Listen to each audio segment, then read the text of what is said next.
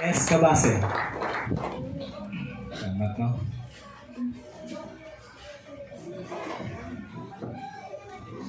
Mayong hapon sa tanan. Amen.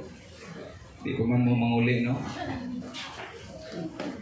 Maghangyo ako nga manindog ta, aging pagtahod sa pulong sa Diyos. Ang atuang passage na sa 1 Timothy chapter 1 verse 14. Sumala sa atuang provided na verse. 1 Timothy 1:14, ang pulong sa Ginoo nagingon, "The grace of our Lord was poured out on me abundantly, along with the faith and love that are in Christ Jesus." Ang Diyos magpanalangin sa iyang mga pulong, magampo ta. Amahan na mo ang gibalaan ng imong ngalan. Gidayeg ka na mo, pinaagi sa mo ang tibok ng kinabuhi, ug amo kang daigon tungod kay ang imong pulong naghatag sa kinabuhi. O Dios, balaang Espiritu, ikaw ang hinungdan nganong adunay balaan nga kasulatan, o ikaw sabang makagiya sa kamatuoran. Ikaw lamang ang makagiya nini nga mahimo ning hayag sa munahunang kasing-kasing o mabatunan namo ang tinuod nga kahulugan. Panalangini ang among paghisgot ni Ginoo o biyahe kami. Salamat Ginoong Hesus sa imong pag-antos sa cross. Nahimong posible ang mensahe. Nahimong posible ang pagdaog sa sala o sa kamatayon.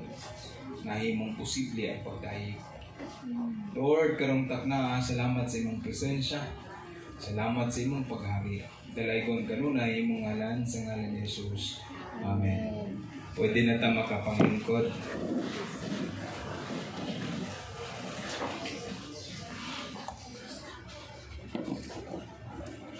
Usahay ang pag-eskwela na ako'y dakong challenge. Kundi ka mag-amping, mahimo kang hambog. Kung mora po hinungdan na mahulog ka. Nata sa ginatawag kalibutan mga igsoon ng mga tao kinahanglan o kay kung wa magugay na human di man ka pwede mo tudlo. O niya di po ka pwedeng butang sa lugar kung wala kay kapakita ang kinahanglan ng pagtuon. Pero simple ra kayo ang Biblia. Simple naman ang faith, no? Simple ra po ang buhat sa Dios. Dili kinahanglan taas nga nahuman. Okay? So simple ra kay ang pamaagi sa Ginoo. Pero kinahanglan siya tungod kay pagdumala o pag-iyapod siya sa balaang espiritu. So karong hapon na, ito ang tema, Blessed Beyond Measure. Na panalanginan, nga sa naghingaping, panalangin, nga walay kinutuban. Pero mo na, no? Nga walay kinutuban. Panalangin nga walay sukdanan. Grabe nga panalangin na, no? So isa sa mga pangutana nga akong nakuha din kay Blessed Beyond Measure man, mo ni ang desahon sa nako sa Bisaya, o gibubo sa atong Ginoo ang iyang naghingaping grasya kanato ay kanako, o gihatagan ako niya sa pagtuo ug gugma diha kang Jesus. Okay, so ang background na ni mga igsoon, sumala sa akong kuan diha, pwede lang ninyo basahon. Si Paul gisulat niya ni kang Timothy, no? Ang date ani mga naa sa 63 AD to 66 AD. Si Jesus namatay 33 AD.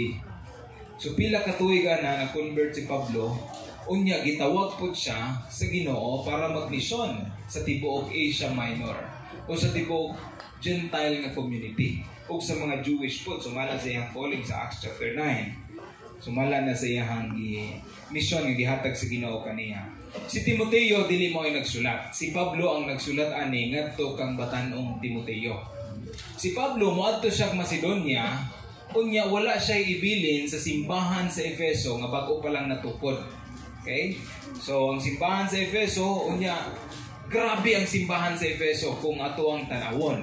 Naa sila'y Dios nga gigpanganlag Diana. Nabay Diana diri pangalan? Dili na Dios ha.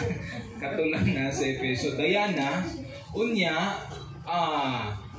gitawag siya o God of Fertility. Kung dunay dili ka anak, moadto lang ka sa Temple of Diana. Naapoy mga bigaon nga lalaki dito o mga babae. Ingon ang ilahang immoralidad nga community sa Efeso. Unya, adunay tighimo pod og ribulto nga gipanganlan Demetrios. Karon kay si Pablo nagsangyaw magmayong balita sa Efeso. Og daghan ang nanuo. Kung basahon nimo ang chapter 19 verse 10 and verse 26, iyang giklaro din nga subo kayo si Demetrios kay ang tibok Asia Minor nakadungog sa mayong balita kang Jesus. Og daghan ang nangaluwas. Og nagtuo. So nagkuan sila. Nagtipok sila og grupo og nagrally sila sa tibok Efeso nga sige sila singgit, Diana is great. Diana is great. Nga sa Acts 19. So naninggit sila dito. Karon naapoy ni apil og singgit nga wa kabalo nganong naninggit sila. No nganong naninggit ta? Sige lang apil og singgit. Diana is great. Nasuko kayo si Demetrios kay ang iyang negosyo di na mahalin. Tungod sa mensahe sa maayong balita. Kung atong i-fast forward, natukod ang simbahan sa Efeso. Si Pablo, sa man ka misyonaryo, gatiman siya sa simbahan sa Achaia, sa Corinto, sa Galacia, Thessalonica. Nagpastor si Pablo sa mga simbahan, pinaagi og mga sulat. Ang iyang pamaagi para ma-address ang problema, magpadala siya og sulat. Scripture. Mauna nga naatay scripture nga New Testament karon. Tungod na sa pagpadayag sa Ginoo kang Apostol Pablo aron nga masulat ang mensahe sa Dios ngadto sa mga simbahan. Kay dili man niya mato. Pero magbilin siya mga leader nga kasaligan pod. Isa sa iyang kasaligan gipanganlag Timoteo.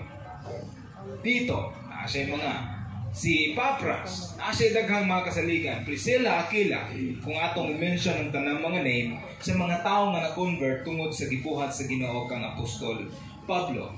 Si Timoteo as anak siya sa usa ka Grego. Ang iyang inahan usa ka Hudiyo. O giklaro sa Biblia sa chapter 1 and chapter 2 Timothy po chapter 1 nga ang iyang ginikanan og si Timoteo nagtuo na sa pulong sa Ginoo sukad pa sa iyang pagkabata. Akong basahon kaninyo sa 2 Timothy chapter 3 verse, ito palang gikuha ang tibok ng background. Chapter 3 verse 15. Ingon pa niya dinhi, and how from infancy, ingon si Paul ni kang Timothy, you have known the Holy Scripture